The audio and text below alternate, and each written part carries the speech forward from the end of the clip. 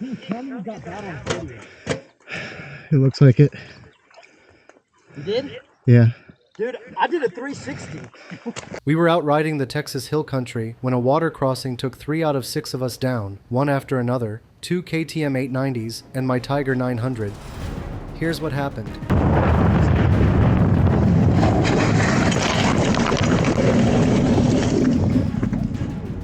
Me too. Everybody okay? It all happened fast, but slowing it down makes it clear where things went wrong. The first 2 riders make it through fine. They stay to the sides where car tires usually roll through and keep the algae cleared off.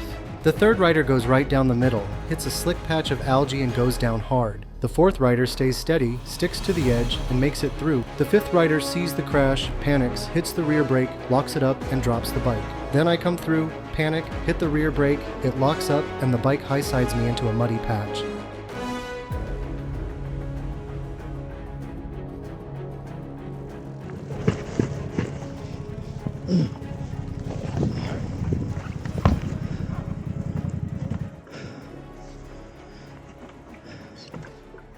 That was a bad one.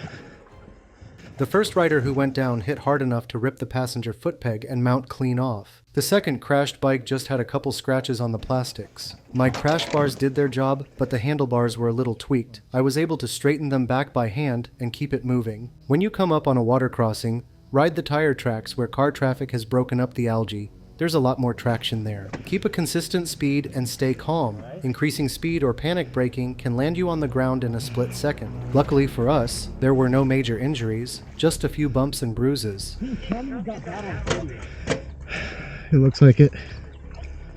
You did? Yeah. Dude, I did a 360. Yeah. I came around that corner. You could see, look, you could see the skid mark. Look at that. Oh shit, yeah you can.